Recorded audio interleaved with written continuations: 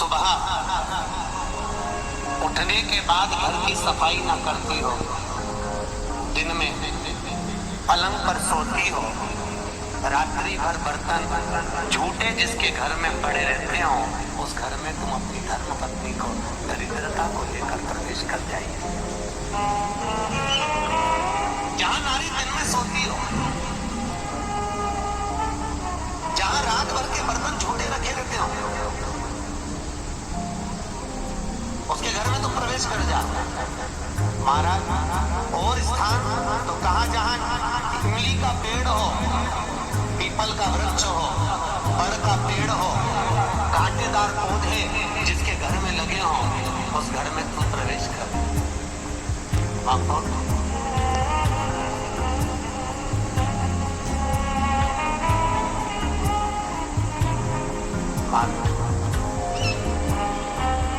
तो मुनि और दुर्वासा जी की तो बात चल रही है, इतने में भगवान नारायण और लक्ष्मी का विवाह हो गया था। तो नारायण लक्ष्मी जी नारायण से बोली अपने विवाह को आज 15 दिन हो गए, मेरी बहन के विवाह को 20 दिन हो गए, अपन मिलने नहीं गए, एक बार चलो ना मिलने। भगवान बोले चल चलते, और भगवान नारायण सीधे उस ज्येष्ठा से मिलने के लिए, दरिद्रता से मिलने के लिए चले।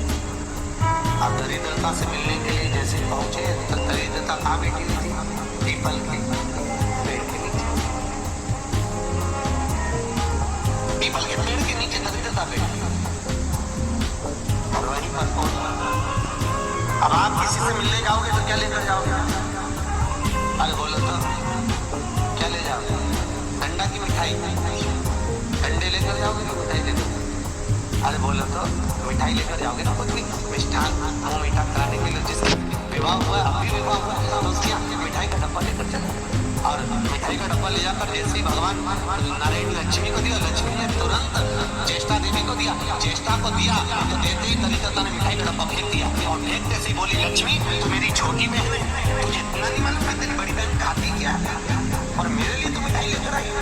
तू पागल हो गई, मूर्ख हो गई है, जो तू मेरे लिए मिष्ठान लेकर आई है, तुझे मालूम नहीं कि मुझे खट्टा और तीखा पसंद है। लक्ष्मी जी की आंख में आंसू भर गए। लक्ष्मी जी बोली जी मैं तो समझी कि तुम्हारा विवाह हो गया है, हो सकता है तुम कुछ चेंज करी हो अपने स्वाद को, क्योंकि विवाह होने के बाद थोड़ा सा व्यक्ति बदल जाता है। मुझे लगता है आपने तो चेंज करा हो, इसलिए मैं आपने मिठाई लेकर आई। लक्ष्मी तुझे मालूम नहीं मैं क्या खाती हूँ? मुझे नहीं चाहिए, मिठाई का डब्बा फेंक दिया। आज भी कई दरवाजों पर, कई दुकानों पर आपने नींबू मिर्ची टंगा हुआ देखा हो। कई लोग कहते हैं नजर से बचाता है, नजर से नहीं, लक्ष्मी और दरिद्रता ये दोनों बहनें हर एक व्यक्ति के घर में प्रतिदिन प्रवेश करती है, पर लक्ष्मी के लिए मिठाई फ्रिज में रखी होती है, इसलिए लक्ष्मी सीधे अंदर चली जाती है, और दरिद्रता के लिए नींबू मिर्ची दरवाजे पर टंगा रहता है, इसलिए वो दरवाजे से खाकर वापिस चली जाती है, दरवाजे से खाकर तुरंत वहीं से लौट। कई लोग कहते हैं नजर के लिए, नजर के लिए नहीं, दरिद्रता हमारे यहाँ प्रवेश ना करे, ज्येष्ठा हमारे यहाँ प्रवेश ना करे, इसलिए नींबू और मिर्ची को दरवाजे पर बांधा जाता है। और कई लोगों को नहीं मालूम, वो कहते नजर से बचाता, नजर से नहीं, दरिद्रता का प्रवेश ना हो। अगर दरिद्रता हमारे घर में प्रवेश कर रही है तो वो दरवाजे से भोजन कर निकल जाए, हमारे घर के अंदर प्रवेश न करे। इसलिए हिंदू धर्म की रीति आज भी घर के अंदर नींबू और मिर्ची को एक ही डलिया में नहीं रखा जाता है। अगर नींबू और मिर्ची एक ही डलिया में रखे रहते हैं तो घर में दरिद्रता का निवास होता है, दरिद्रता का प्रवेश। हमारे यहाँ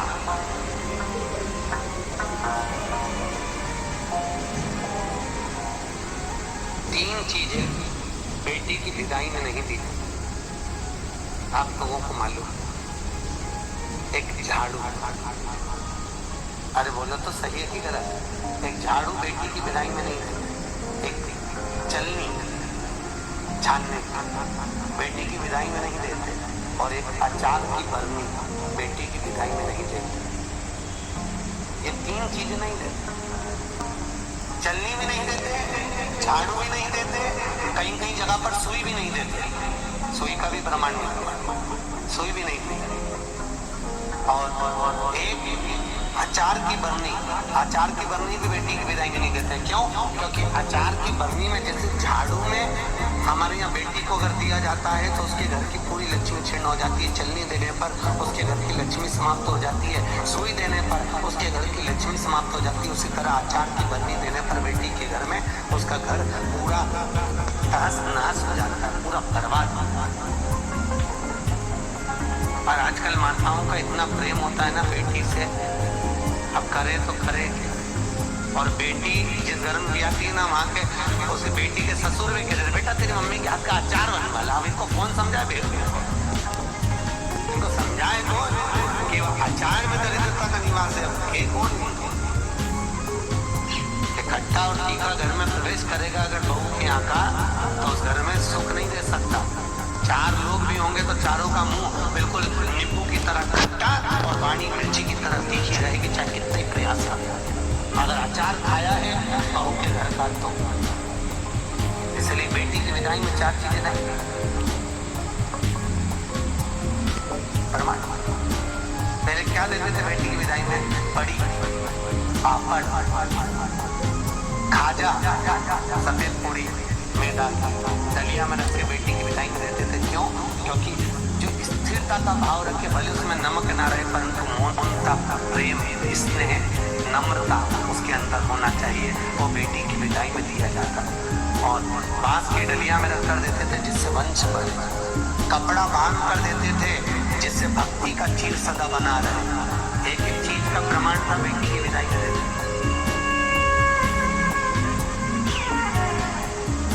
अब आज के जमाने में लोग तो जाने नहीं, बस जो आ जाए आन दो, आन दो, आन दो, आन दो, और आ तो गया फिर पहचान दो। अब पचाओ, बहुत कठिन। खाना सरल है पर पचाना कठिन है, बहुत कठिन। सरल नहीं। बोलो राधे। दरिद्रता दे दी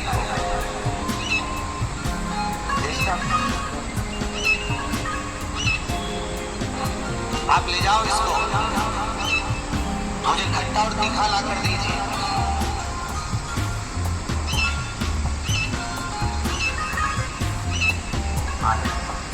मुझे खट्टा और तीखा।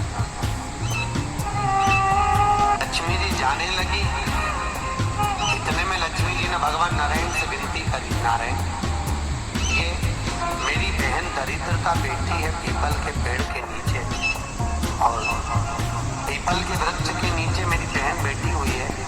इस पीपल के वृक्ष के नीचे तो ना जाने कितने कितने लोग पूजन करने के लिए आएंगे, ना जाने कितने कितने लोग पूजन करने के लिए पहुंचेंगे, और ये दरिद्रता यहाँ बैठी रहेगी तो दुनिया के लोगों के साथ में तो ये दरिद्रता पीछे पीछे उनके घर चली जाएगी। फिर दुनिया के लोग पीपल के वृक्ष की पूजन नहीं कर पाएंगे।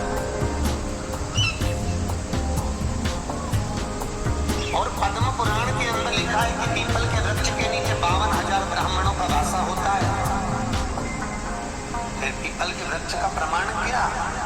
भगवान नारायण बोले, सुनो लक्ष्मी, ये पीपल के वृक्ष के नीचे तुम्हारी बहन दरिद्रता निवास कर रही है, पर जिसके हाथ में या तो माला हो, जल का पात्र होगा, या कुंकू का चोपड़ा होगा, ये दिया बाती होगा, जो अपने हाथ में कुछ न कुछ लेकर आएगी पीपल के वृक्ष की पूजन के लिए और वापिस वो पात्र लेकर जाएगी, उसके पीछे कभी दरिद्रता उसके घर में प्रवेश नहीं करेगी। और जो खाली हाथ पीपल के वृक्ष के नीचे प्रवेश करता है, उसके साथ में दरिद्रता उसके साथ पीछे पीछे प्रवेश कर जाती है।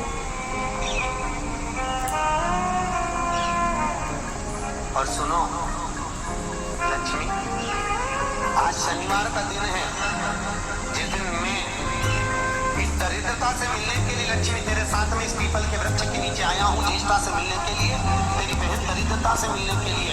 शनिवार के दिन अगर कोई भूल से भी इस पीपल के वृक्ष के नीचे आकर नमन करेगा, प्रणाम करेगा, पूजन करेगा, पाठ करेगा, उसको सर्व सुख की अनुभूति प्राप्त हो जाएगी। इसलिए शनिवार का प्रमाण कहा गया।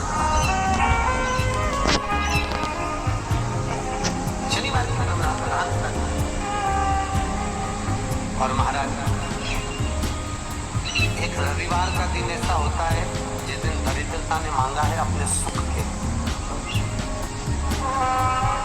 दरिद्रता देवी कह रही है महाराज अगर 7 दिन आपके हैं तो 1 दिन मुझे दिया जाए मेरे सुख के लिए।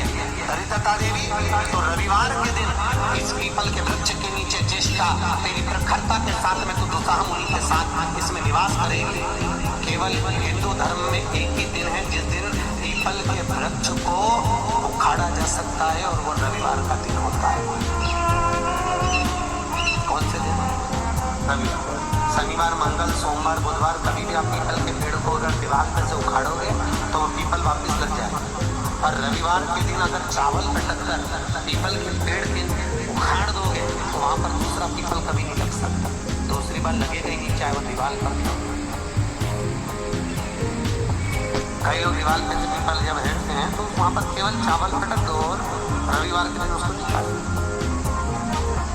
एक दिन रविवार का दिन ऐसा होता है जिस दिन दरिद्रता अपने पूर्ण प्रभाव में रहती है। संडे के दिन